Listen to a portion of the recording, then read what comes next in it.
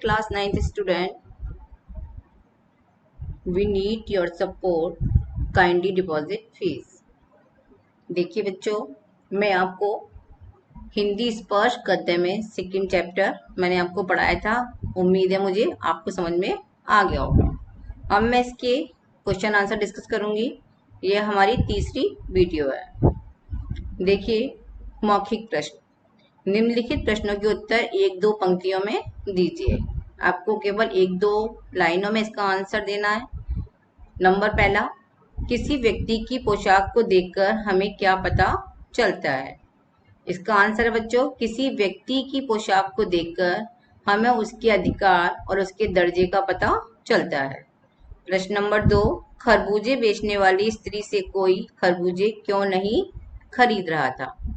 Answer है बच्चों, खरबूजे बेचने वाली स्त्री से कोई खरबूजे इसलिए नहीं खरीद रहा था क्योंकि वो सिर को घुटनों में छिपाकर फफक फफक कर रो रही थी। प्रश्न नंबर 3, उस स्त्री को देखकर लेखक को कैसा लगा? इसमें लिखेंगे आप लोग, उस स्त्री को देखकर लेखक को अपने अंदर क्या हुआ? बहुत दुख और एक बेचैनी सी महसूस हुई और वह उसके रोने का कारण भी नहीं जान पाया। प्रश्न नंबर 4, उस स्त्री के लड़के की मृत्यु का कारण क्या था? इसका उत्तर है, उस स्त्री के लड़के की मृत्यु का कारण था कि उसके बेटे को क्या हुआ था? स्त्री के लड़के को सांप ने काट लिया था। प्रश्न नंबर 5, बुढ़िया को कोई भी क्यों उधार नहीं देता था? आंसर है, बुढ़िया को कोई उधार इसलिए नहीं देता था क्योंकि उसके घर में जो कमाने वाला था, यानी एक बेटा था, वो कमाता था, वो क्या हुआ? उसकी मृत्यु हो गई थी। लोगों को डर था कि उधार अगर हम देंगे तो वापस कैसे वो करेगी, इसलिए उस बुढ़िया को कोई भी उधार नहीं देता था। अब देखिए बच्चों, लिखित का में देखिए, निम्नलिखित प्रश्नों के उत्तर 25 से 30 शब्दों में लिखिए। आपको इसके आंसर कितने? 25 से 30 शब्दों के बीच में लिखने हैं। प्रश्न नंबर 1, मनुष्य के जीवन में पोशाक का क्या महत्व है? इसमें लिखेंगे आप, मनुष्य के जीवन में पोशाक का बहुत महत्व है। क्यों? क्योंकि मनुष्य अपनी पोशाक के अनुसार ही समाज की विभिन्न श्रेणियों में बटे होते हैं। यानी पोशाक के अनुसार ही समाज में व्यक्ति का दर्जा निश्चित होता है। यह लोगों के बारे में, ठीक है, अगर व्यक्ति अच्छे कपड़े पहनता है तो हम उसके कपड़े पहनने के तरीके से ही पहचान लेते हैं कि व्यक्ति किस दर्जे का व्यक्ति है, किस श्रेणी का व्यक्ति है। इसलिए मनुष्य के जीवन में पोशाक का बहुत महत्व है। प्रश्न नंबर 2, पोशाक हमारे लिए कब बंधन और अड़चन बन जाती है? तो देखिए, इसमें लिखेंगे आप, जैसे लेखक यहाँ पर उस स्त्री के दुख का पता नहीं चला पाया था क्योंकि उसकी पोशाक की बंधन अड़चन बन गई थी।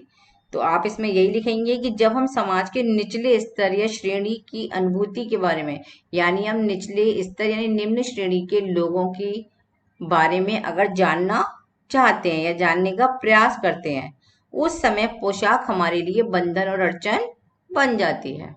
प्रश्न नंबर 3, लेखक उस स्त्री के रोने का कारण क्यों नहीं जान पाया?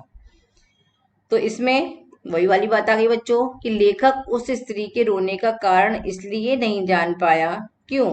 क्योंकि एक तो वो अच्छी पोशाक पहना था, तो पोशाक उसका दुख पूछने में बंधन और अड़चन बन रही थी, ठीक है। और अगला क्या है, वो व्यक्ति क्या कर रही थी, वो औरत अपने घुटनों पर फफक से ढककर फफक फफक कर रो रही थी, यानी सुबक सुबक कर रो रही थी, ठीक है। तो वो उस स्त्री के दुख का कारण भी नहीं जान पाया क्योंकि वो पोशाक उस समय बंधन अड़चन बन गई थी।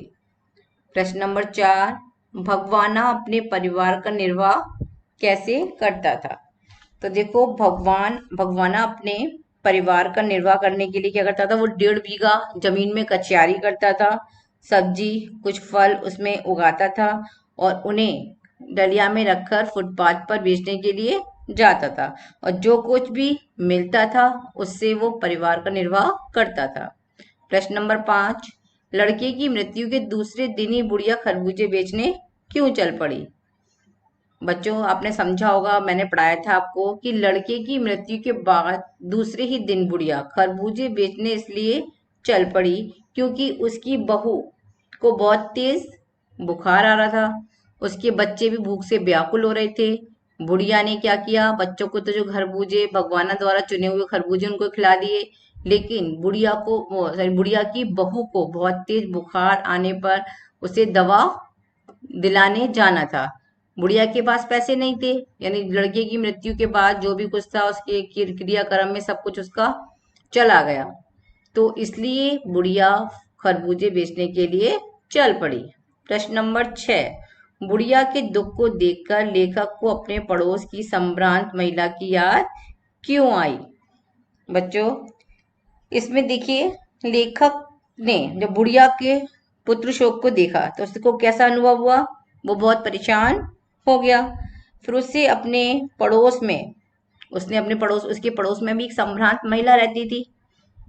तो उसका जब पुत्र मरा था तो वो अढ़ाई मास तक, यानी 2.5 महीने तक बिस्तर से नहीं उठ पाई थी। उसके सिराने क्या डॉक्टर बैठे रहते थे, बार बार वो बेहोश हो जाती थी। ठीक है, तो वो दुख को देखकर, बुढ़िया के दुख को देखकर लेखक को अपने पड़ोस की संभ्रांत महिला की याद आई। इस बुढ़िया के ऊपर भी बहुत दुख था। वो भी अगले दिन खरबूजे बेचने के लिए बैठ गई, लेकिन जो उसके पड़ोस में थी एक संभ्रांत महिला थी, वो 2.5 महीने तक बिस्तर से नहीं उठ पाई थी। तो इसमें आप ये लिखें, बुढ़िया के दुख को देखकर लेखक को अपने पड़ोस की संभ्रांत महिला की याद आ गई। अब खा में देखिए, निम्नलिखित प्रश्नों के उत्तर 50-60 शब्दों में लिखिए। इसमें आपको 50 से 60 शब्दों के बीच आंसर लिखने हैं। पहला प्रश्न है, बाजार के लोग खरबूजे बेचने वाली स्त्री के बारे में क्या क्या कह रहे थे, अपने शब्दों में बताइए। तो देखिए, बाजार के लोग क्या कर रहे थे, खरबूजे बेचने वाली स्त्री के बारे में बहुत सारी बातें कर रहे थे। ठीक है, उसे कोई बेहया कह रहा था, किसी ने कहा कि उस स्त्री की नियति खराब है, जो बेटे को मरे एक दिन भी पूरा नहीं हुआ और ये खरबूजे बेचने बैठ गई। एक आदमी ने भी कहा कि कमीनी औरत है, इनके लिए क्या बेटा बेटी खसम लुगाई धर्म ईमान कुछ नहीं है, उसके लिए सिर्फ एक रोटी का टुकड़ा ही सब कुछ है।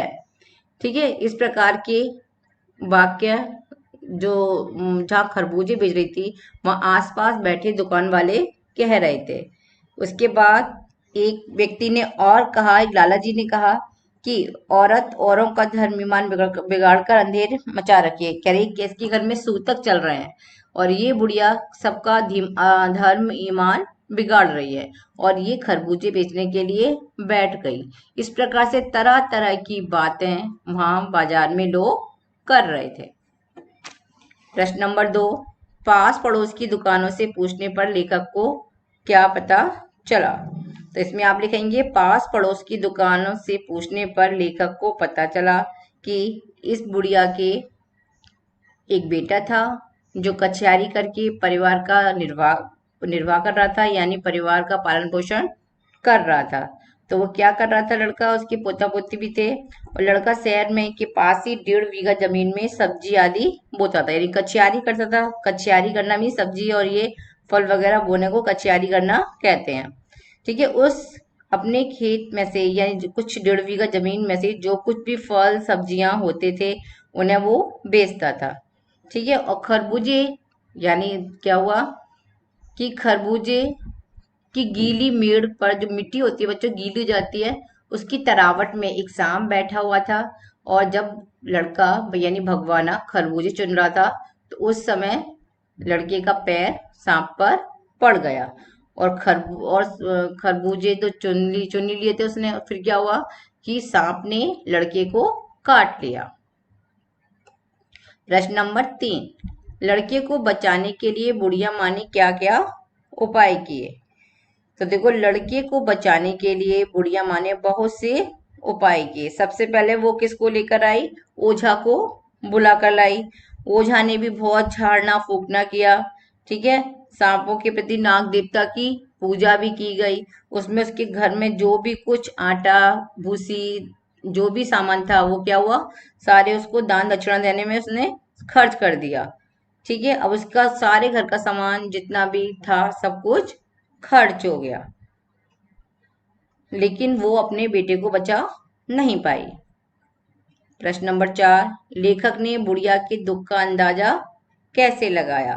तो देखिए, लेखक बुढ़िया के दुख का अंदाजा लगाने के लिए कहाँ पहुंचा? अपने पड़ोस में पिछले साल हुई दुर्घटना के बारे में सोचने लगा।